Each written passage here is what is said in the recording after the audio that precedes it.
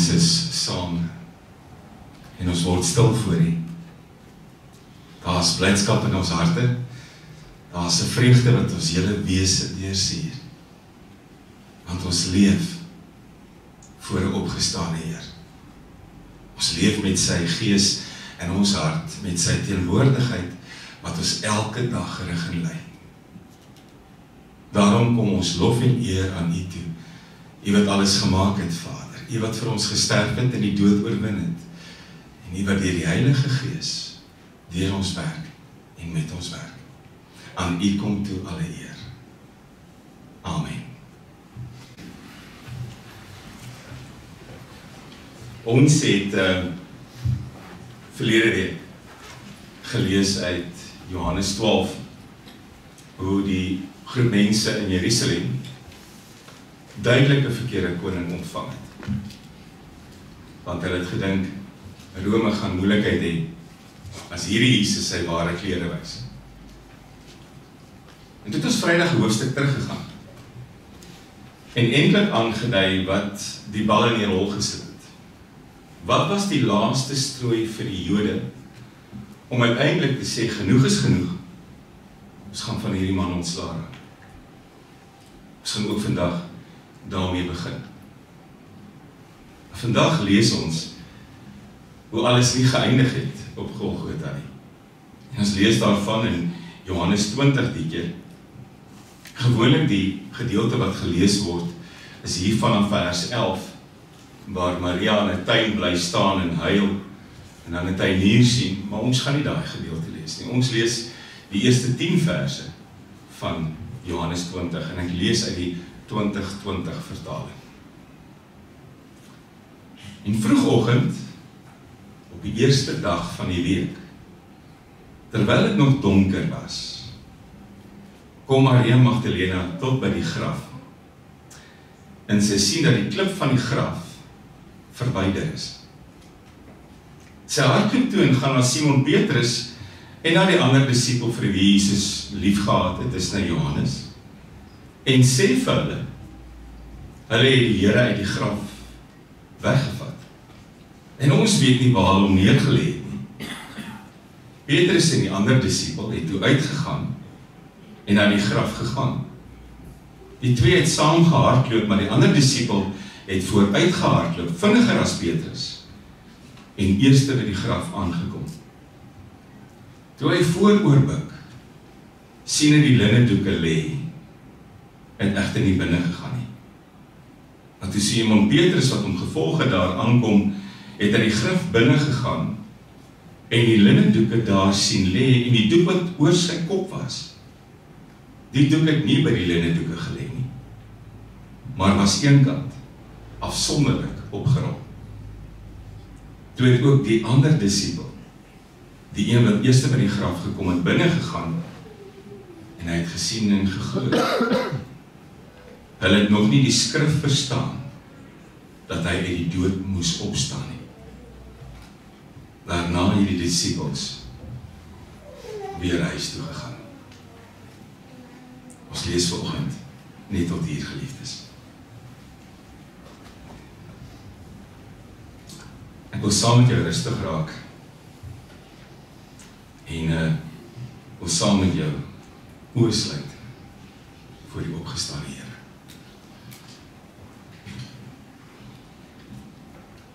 Ons lewens is anders, Here. Beweeg ons hier buite rond, lyk ons soos gewone mense, en ons eet en ry en slaap soos gewone mense.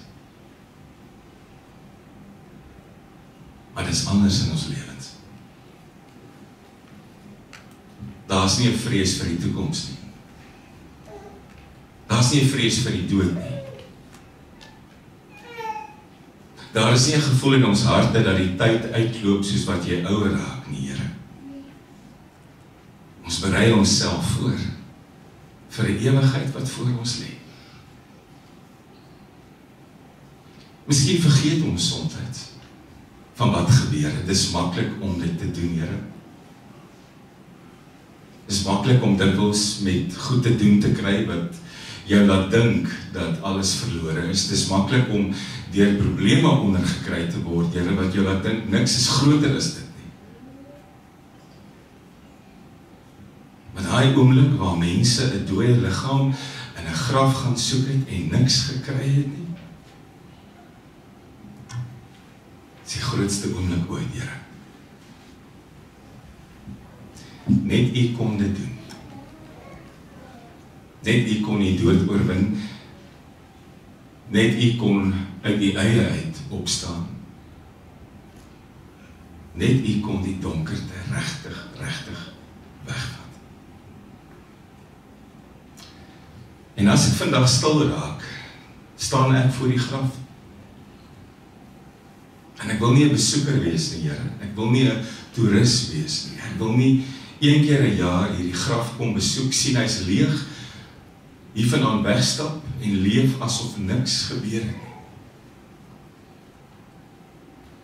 Hierdie leeg graf het my hele lewe verander. En daarom kom sê ek vir die dankie. Dankie dat daar nie goed is wat my vashou. Dankie dat daar nie goed is wat my laat wonder, waar kom my krag vandaan nie. Dankie, Here, dat my probleme en uitdagings en krisisse nooit so groot kan wees, soos hierdie oomblik wat my lewe verander het nie. Dankie dat ek van jongs en van kleins af dit mag weet en mag bely. Ons lyk dalk soos gewone mense, Here, maar ons is nie. Ons is vrygemaaktes, verlostes, vrygekooptes. Ek kan vir U net wys hoe groot my dankbaarheid is. Dankie dat ons die voorreg het om dit saam te vier. En dankie, Here, dat ons ook weet wat ons geliefdes aanbetref. Ook waar dit soms moeilik is om van hulle afskeid te neem op aarde, die ewigheid is iets wat voor ons lê. Daardie oop graf het dit kom verkondig. Gebruik ook hierdie oomblik, hierdie paar minute, hierdie uur om dit weer in ons harte vas te maak. Amen. Middag laat, buite die hekke van Jerusalem, op 'n koppie, staan daar 3 kruise. Daar was baie meer kruise. Rome het daarvan gehou om mense aan houte op te hang. Dit was 'n waarskuwing.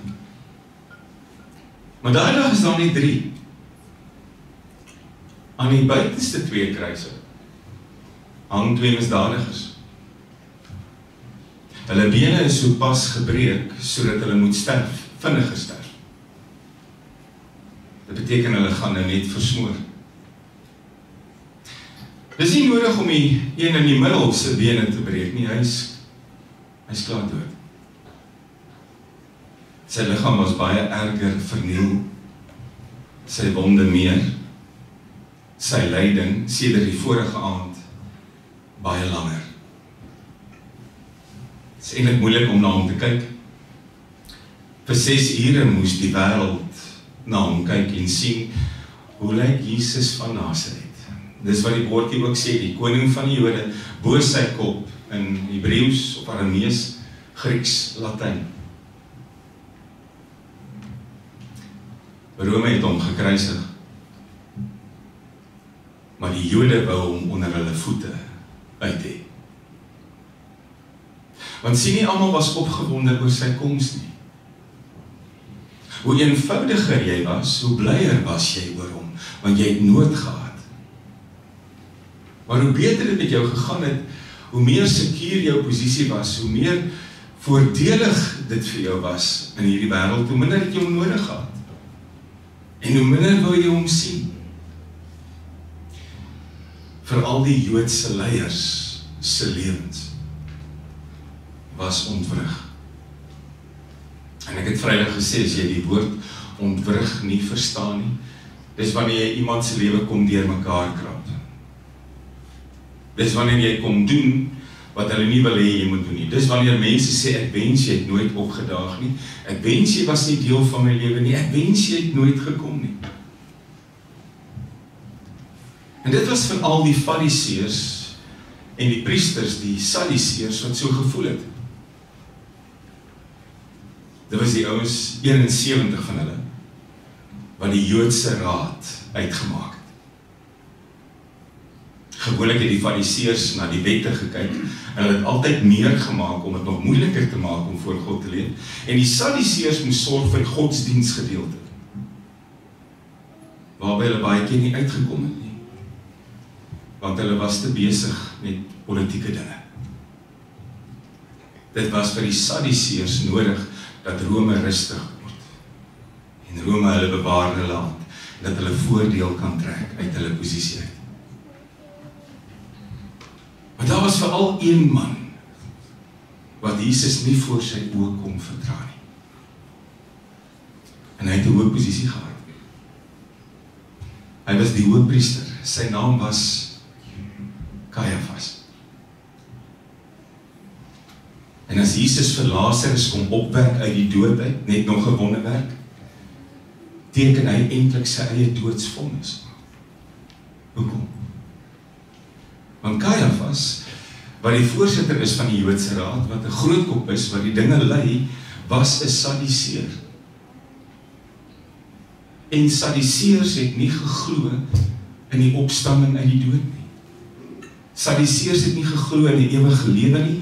Sadduseërs het gesê, dis nie moontlik. Jy kan nie dood wees en dan weer lewe nie.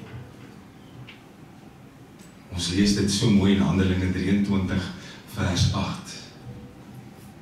Die sadduseërs het ontken dat daar 'n opstanding uit die dood is, dat daar engele bestaan en geeste, alhoewel die fariseërs dit geglo het. En nou kom Jesus en hy wek iemand na 3 dae, dis al die 4de dag, Lazarus, uit die dood uit op. En ewe skielik besef Caiaphas, my waarheid wat ek verkondig, word ewe skielik 'n leuen. Is ewe skielik iemand wat uit die dood uit opgewek is, en alles waarvoor ek staan, en alles waarvoor ek leef, en alles wat die volk by my hoor, word skielik blootgestel. En dan besluit Caiaphas, hy moet dood. Want wat gaan nie nog gebeur nie? Wat gaan mense nie nog agterkom? Eintlik 'n leuen is wat ons verkondig, en nou kom die lig en hy maak 'n ander waarheid los nie. En dan beroep hulle 'n vergadering, en dis Caiaphas wat die voorstel maak, kom ons laat hom sterf. En hy gebruik 'n verskoning. Ons is bang vir Rome. Net nou sê Rome, hierdie man gaan 'n opstand reël. Net nou verdwelg Rome ons hele volk. Net nou breek hulle die tempel af. Kom ons haal hom eerder uit. Kom ons raak van een man ontsla, en dan gebruik hy die woorde, dis tot ons almal se voordeel, dat een man sterf, in plaas daarvan dat die hele nasie vernietig word. Wat doen Jesus? Hy ontwrig lewens. Hy maak moeilikheid by groot name. Die lig skyn in die duisternis, en die duisternis hou nie daarvan nie. En dan sit hulle die bal by daai vergadering aan die rol, as jy lees in Johannes 11, hulle kondig aan, ons gaan dit doen, ons aanvaar jou voorstel, ons almal stem, almal ten gunste, en dan vers 57 Johannes 11, hulle het die opdrag gegee dat enige iemand wat weet waar hy is, hom moet kom rapporteer. En nou voeg ons die goed saam, wie kom toe uiteindelik by hulle aan? 'n man met die naam van Judas Iskariot. Judas Iskariot, wie se voete sopas gewas is, wat saam die paasmaaltyd geniet het, verdwyn in die nag in, en hy kom by hierdie Joodse raad, en hy sê vir Caiaphas, ek weet waar julle hom kan kry. Waar is my geld? Op 'n Vrydagoggend 9 uur, hang hy aan 'n kruis. Hulle bereik hulle doel. Hy ly verskriklik en hy sterf 'n onmenslike wrede dood. Ek ken die volgende toneel.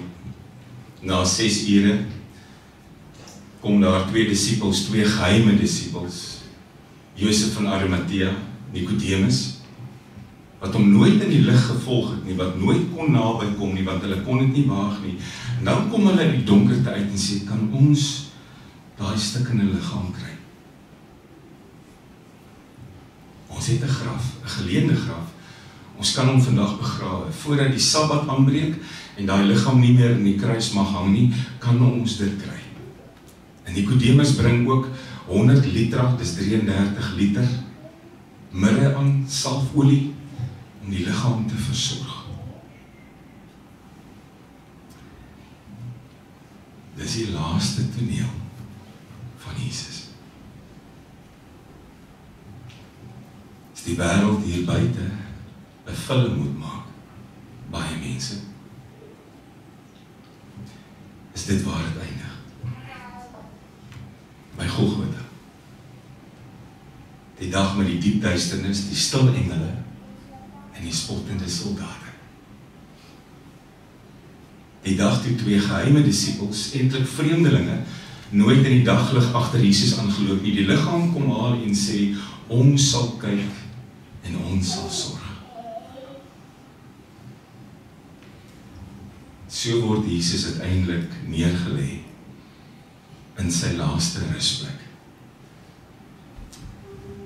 Want dis hoe ons dikwels van 'n graf praat, die nissie in die muur by die kerk, die gat in die grond in die begrafplaas, die laaste rusplek.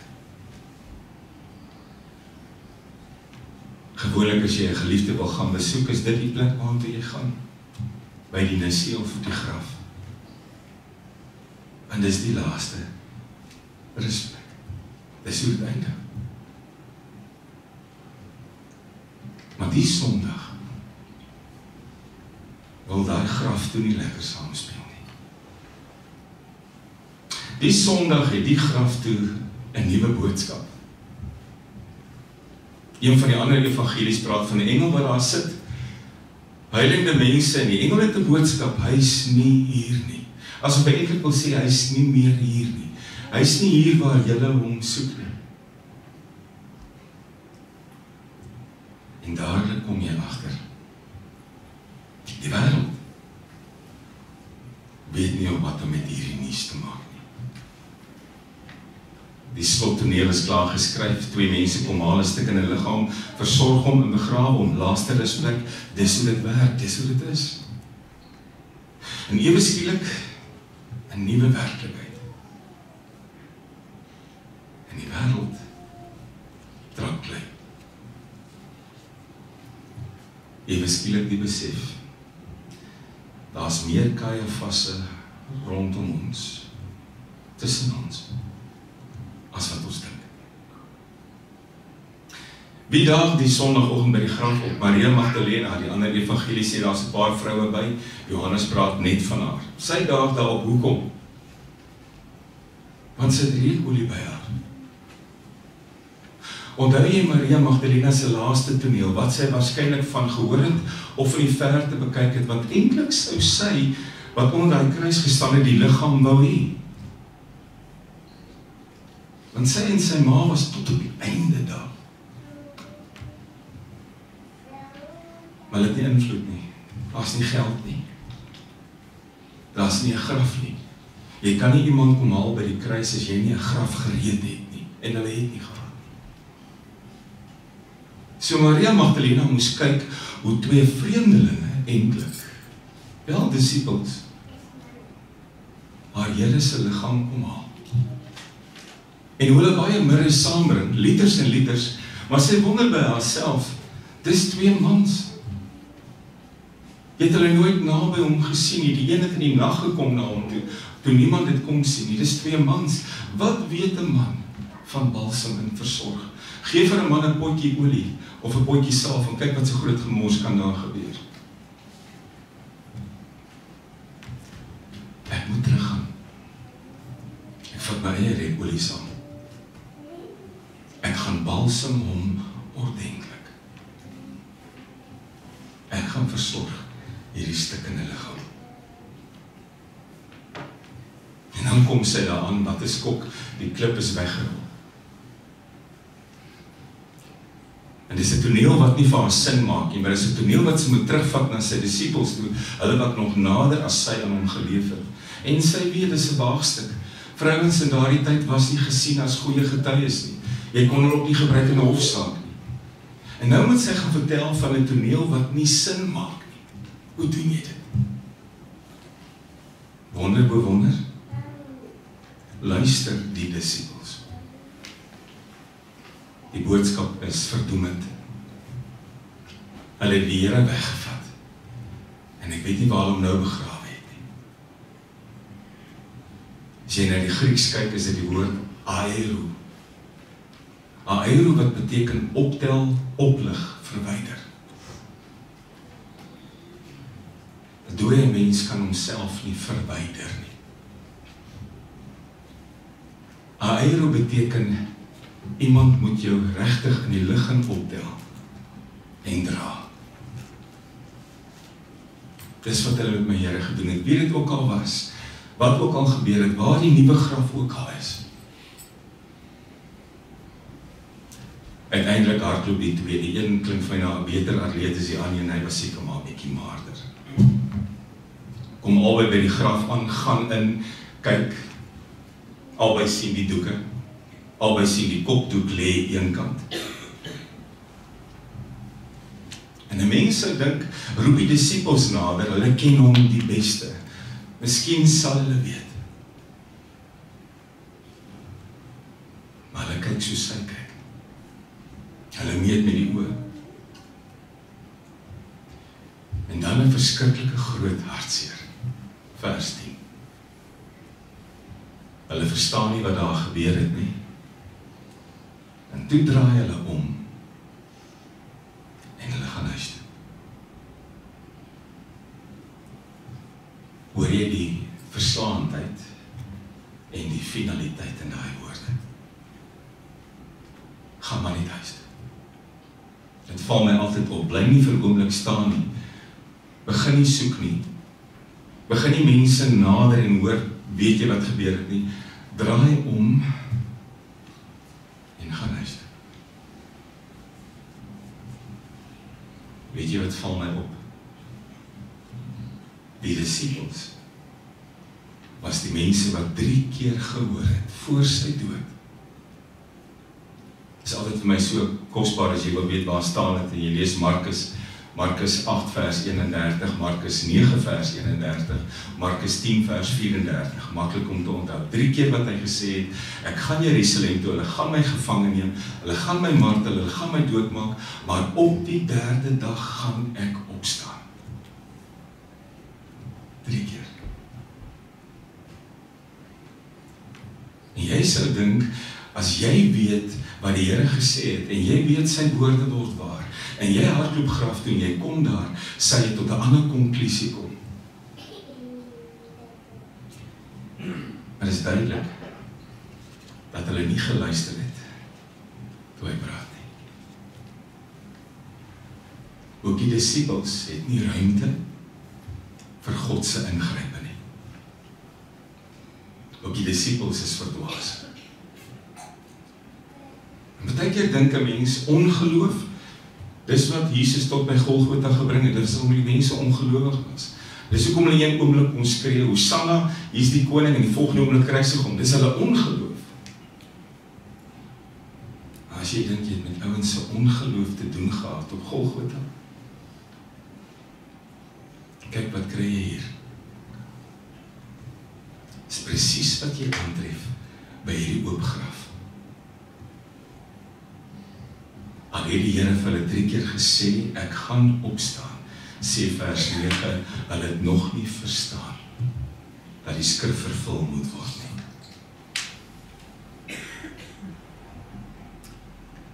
Ek wens dit was anders by die graf. Ek wens dit was anders by die graf, as by die ongeloof van Golgotha. besef ek, daar is 'n rede hoekom hulle so gevoel het. Want dit is vandag nog moeilik om te glo. En kyk ek na my eie lewe, hoeveel keer leef ek asof Jesus opgestaan het? Asof daar niks groter al ooit gebeur het nie. Hoeveel keer sien jy dit by my, dat ek leef voor 'n opgestaane Here? Ons praat nie van die ouens daar buite wat sê, dis 'n ou vrou storie en dis 'n opgemaakte ding, en dis net 'n mite nie.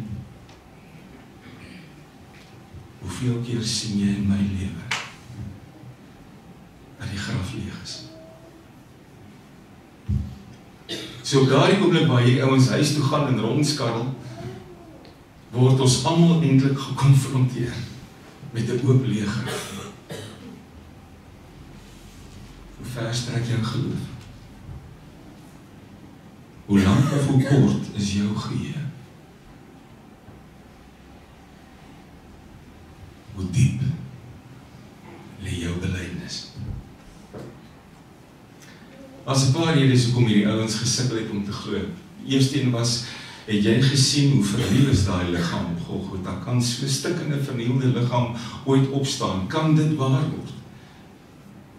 'n tweede ding hoekom dit moeilik was om te glo, die Jode het al klaar begin. Hulle het wagte voor die graf gesit.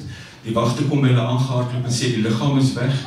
En die Jode sê julle het iemand hom sien steel. Dis die kinderstories.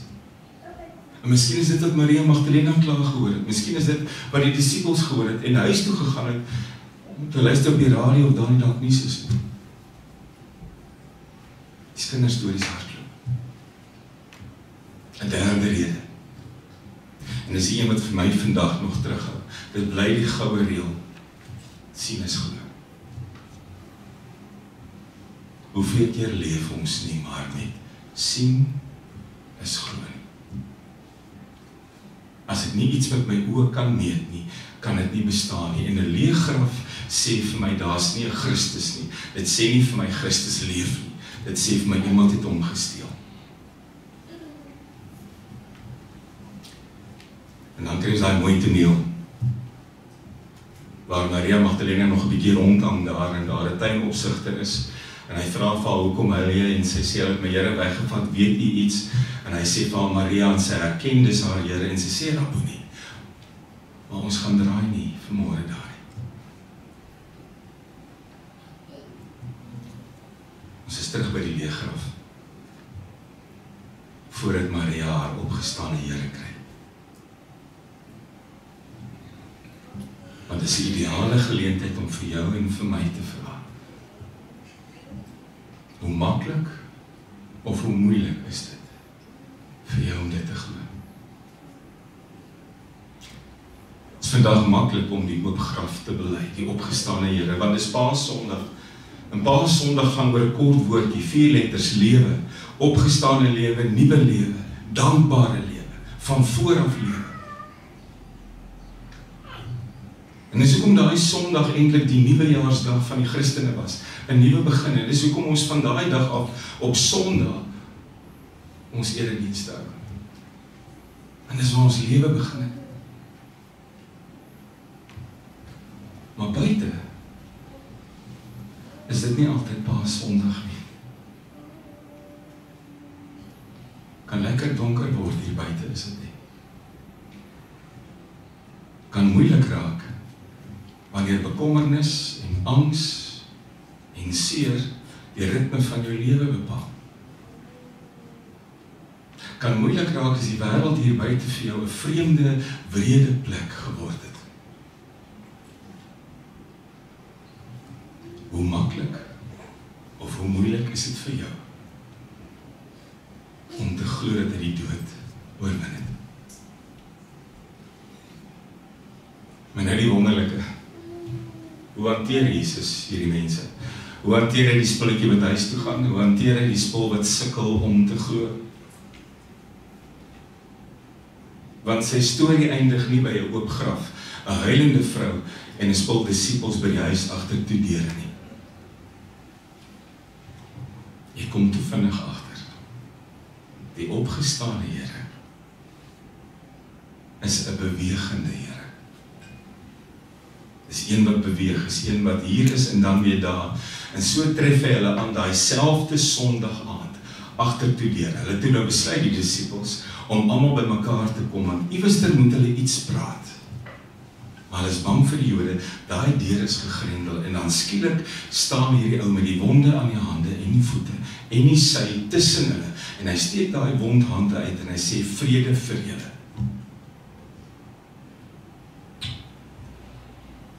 Maar die opgestane Here is nie net 'n bewegende Here nie. Dis 'n Here met 'n opdrag. Wat sê hy vir hulle? Toe hy ook gesê het, julle met julle Caiaphas idees, kom steek julle wonde in hierdie hande as dit moet. Wat sê hy vir hulle? Soos die Vader my gestuur het, stuur ek julle ook nou. Was maklik om voor Golgotha net agter hom aan te loop. Was maklik om net te kyk wat hy doen en te sien wat hy doen. Maar nou stuur hy hulle. Nou moet hulle vissers van mense word. En dis wat gebeur. En daarom as jy Handelinge 4 toe gaan, dan kry jy weer met Caiaphas te doen. Caiaphas het gedink, Jesus het geëindig op Golgotha. Caiaphas het gedink, nooit weer hoef hy meer iets te doen te hê. Hierdie man se stem is stil, hy het homself misreken. En toe die ouens die opgestane Jesus se bevel hoor, ek stuur julle uit. Toe raak het hulle. Toe raak hulle in beweging. Toe is hulle vervul met die Heilige Gees, ewe skielik mense wat nie kan ophou praat van daai leë graf nie. In Handelinge 3 lees ons, hulle maak iemand gesond, en Caiaphas en Annas, sy skoonpa, en die hele Joodse raad is weer in groot moeilikheid, kan hulle eenvoudig nie van hierdie Jesus ontslae raak nie. En dan roep hulle vir Petrus en Johannes nader en sê, wat is dit? Wat se stories is hierdie oor die opgestane Jesus, wat u op daai stadium al lank al opgevaar het? Wat se praatjies is dit? En so kosbaar. Petrus en Johannes, wat voor die tyd weggekruip het, wat stil was, staan eenvoudig op en sê vir die hele Joodse raad, julle moet maar besluit wat vir julle reg is, of ons luister na julle, of ons luister na God. Maar wat ons aanbetref, dis onmoontlik om nie te praat oor wat ons gesien en wat ons gehoor het nie. My Here hang nie meer in 'n kruis nie. My Here lê nie in 'n graf nie. My Here vind jy nie by 'n plek wat 'n laaste rusplek is nie. My Here leef. En dis wat ek vandag saam met jou bely. Opstanding Sondag sê, jy kan probeer om die waarheid in 'n graf te sit. Hy gaan nie daar bly nie. Jy kan probeer om aan 'n kruis te hang, om my doeke toe te draai en 'n groot klip voor hy graf te plaas.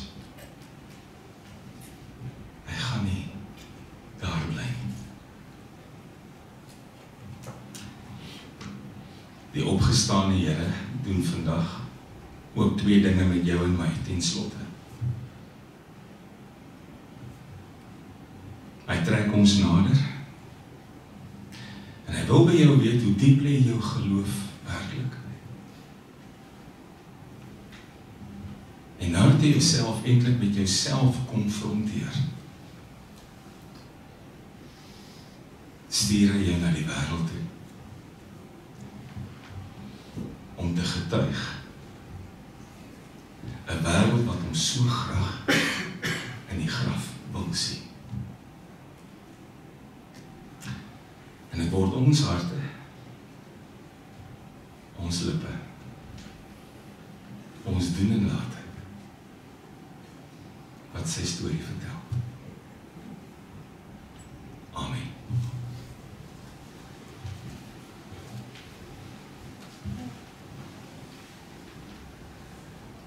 Here, U lig oorwin steeds die duisternis. En as die lig na my toe skyn, dan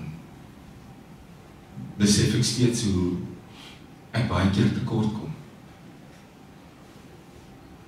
Hoe bekommernis my laat twyfel. Hoe moeilike goed my laat wonder oor U teenwoordigheid. Ek is saam skuldig, Here.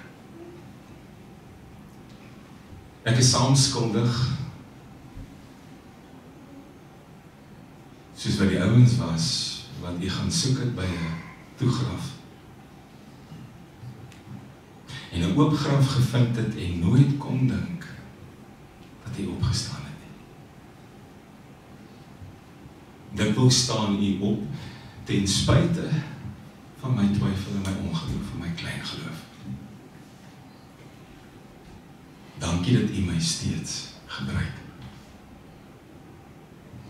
Dankie, Here, dat U ook baie keer agter my aankom, soos wat U agter daai bang disippels aangegaan het. Dankie, Here, dat U my daar vind agter 'n toedeur en my so toerus dat ek nie stil bly. My lewe behoort aan U. Laat U wil geskied. Amen. Ontvang die seën van die Here en elkeen van u gaan in vreugde.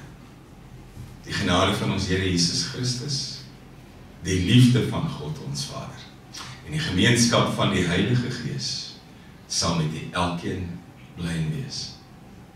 Amen.